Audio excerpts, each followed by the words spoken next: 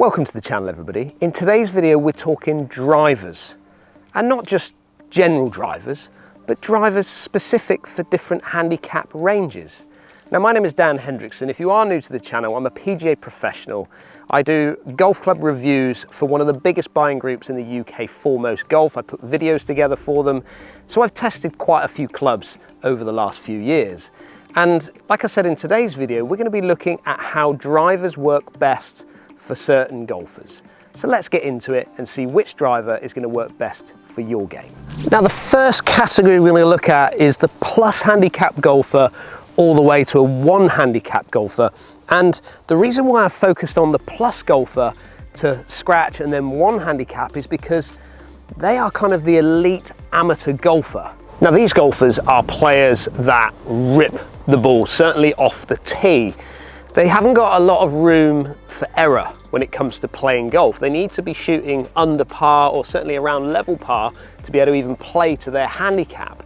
Now, therefore, this driver is going to be a driver that is not that easy to hit, but ultimately gives you the most performance, dials those numbers in as tight as possible. So the driver that I've chosen for this type of golfer is going to be the Callaway Triple Diamond. Now, the Callaway Triple Diamond, I have to say, has been the hardest driver that I have ever tested, and there's a number of reasons why this is the case. It's a pretty small profile when you look down at it, and the weight ports are pushed from front to back.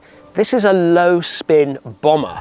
Therefore, you're going to need lots of speed and lots of centerness of strikes in order to get this thing to perform the best for you.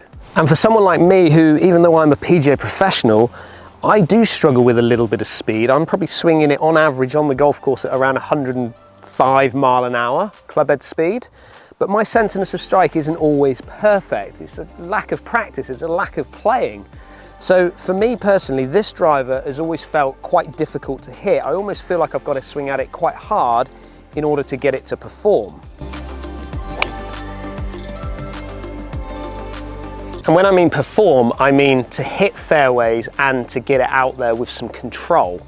And when you see a shot that comes off with a little bit less spin, or you don't hit the centerness of strike, that spin's going to drop off, your dispersion's going to start to move around the golf course quite a bit. You only have to look at people like John Ram and Xander Schauffele, who use this driver, but they've got it lofted up at 10.5 degrees. Therefore, that tells me that they're looking for spin from this driver in order to get the control that they need. So like I said, a plus handicap golfer up to scratch, up to 1 handicap golfer, I think they are kind of the elite of the amateur game. Therefore, those players are going to be finding the sweet spot of this club, the center point of this club, more often than most. And don't get me wrong, this is a beautiful looking driver. There's not much room for error when it comes to looking down at it. What I mean by that is that there's not even a mark on top to even line up to the golf ball. That means that that player needs to be well and truly tuned in to exactly where they're trying to hit it out the club face. So if you're a golfer that is around plus handicap all the way to a 1 handicap, then consider putting in the bag the Callaway Triple Diamond. It's definitely going to be able to optimize everything that you put into it. So next we have the 2 to 7 handicap range.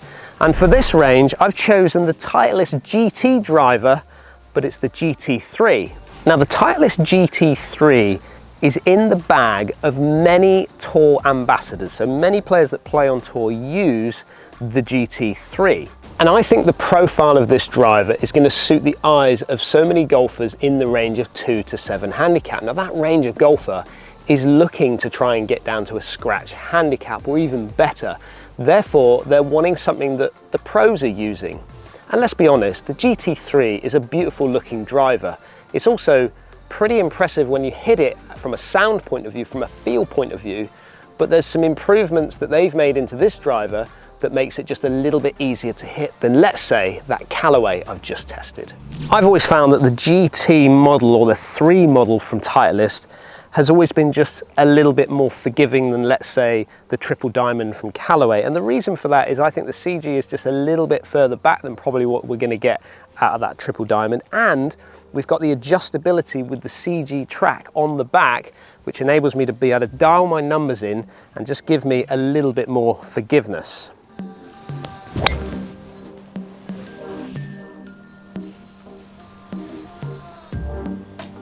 Oh, just a quick one, sorry to interrupt. For all those that are new to the channel, consider hitting that subscribe button if you are enjoying this content.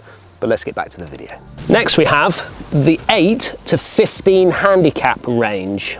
And for all those aspiring, let's say category 1 golfers, which I think they're still a category 1, I've selected the Cobra Darkspeed X driver.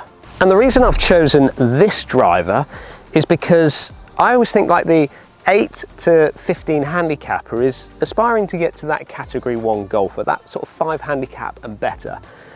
I always think those players are looking for something that's nice and clean looking down, just like we've seen out of that Titleist GT3, but maybe something just a little bit bigger from a profile looking down behind the ball for just added confidence.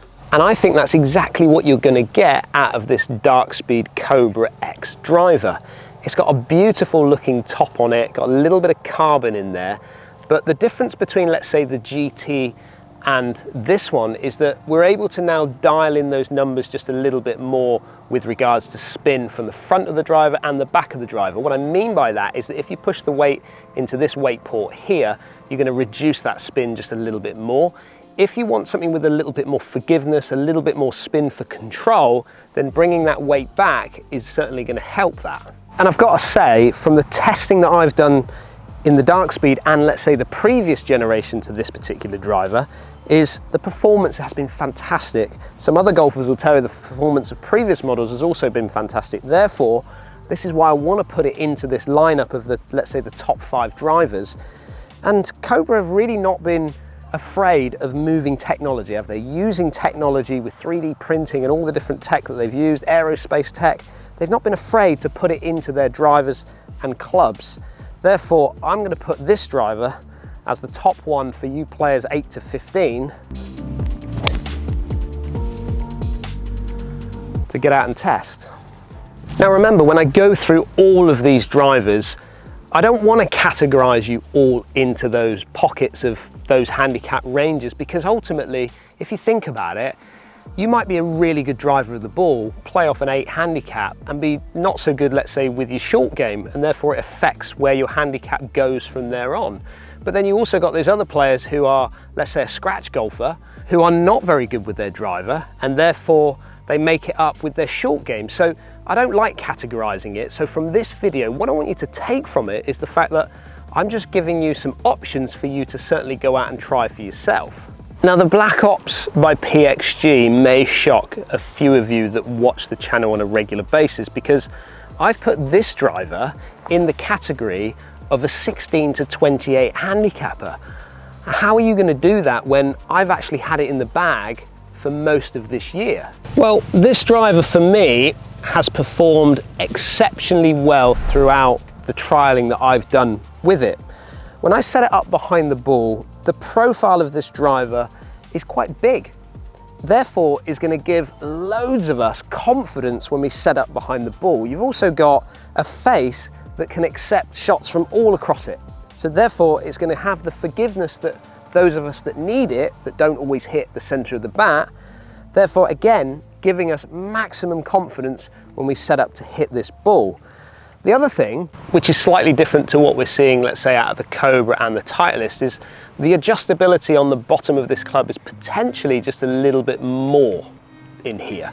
And the reason I say that is because we've got weight ports all across the actual club at the bottom.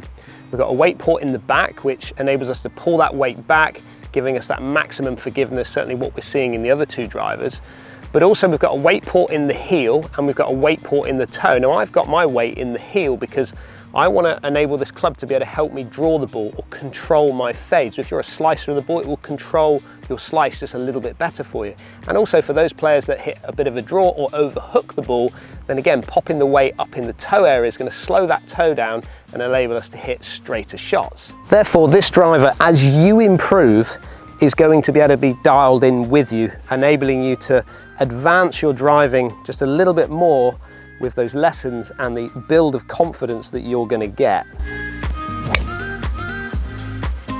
And it does sound absolutely fantastic off the face. And last, but certainly no means least, is the 29 plus handicap golfers, those golfers that are getting into the game, or those golfers that have played at a good level and are just slightly losing their way with their golf, I've picked out a driver for you which I think is going to give you stability and forgiveness in order for you to start hitting a few more fairways. The TaylorMade Qi10 Max. This is 10K, this driver. What does that even mean? Well, to simplify it for you, 10K is a measurement of the head, and ultimately it gives us MOI, gives us a moment of inertia, forgiveness. So when you do hit off-centered strikes, you're going to get some twisting on any golf club that you hit.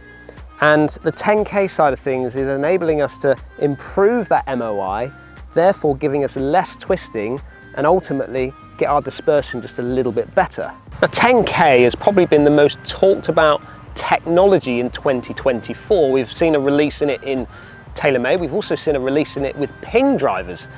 But speed and forgiveness don't always go, let's say, hand in hand. And what I mean by that is that generally if you go at something with a little bit more speed, your room for error, it needs to be a little bit tighter. Therefore, you need to start hitting the middle of the bat a little bit more often, because you're going to get that extra twisting on the club and see that ball just move around a little bit. Whereas with the Qi10 Max, you're going to have that forgiveness. Therefore, you can go at this one just a little bit harder. But what I would suggest is, for those of you that are looking to hit more fairways, try lofting your driver up just a fraction. It'll give you a bit more spin and possibly give you a little bit more control, hitting you more fairways and therefore building confidence. Therefore, for those golfers that are pretty new to the game, or you've just lost your way fractionally, I think this driver is going to give you so much more confidence. It's not going to be the longest driver that you're ever going to hit, but you may hit just a few more fairways, which is going to set you up to score just a little bit lower and ultimately start bringing that handicap a little bit down. Straightest shot of the day. Well, I hope you've enjoyed that video and it's given you a bit more of an insight into what I think about when it comes to choosing a driver. Now remember, all of these companies make a driver that's probably going to work well for you as a golfer, whatever your handicap is or whatever your driving performance is like. So choose one that you like the look of, then go and get yourself booked in for some type of fitting with a PGA professional or a fitter, and see which of these drivers is going to work best for your game. But I'd like to hear what you think about this video. Are you using any of these drivers? Are you seeing the improvements by going to a driver like I've chosen here today? Down there in the comments. And as I said, if you are new to the channel, make sure you hit that subscribe button, and I'll see you all again very soon.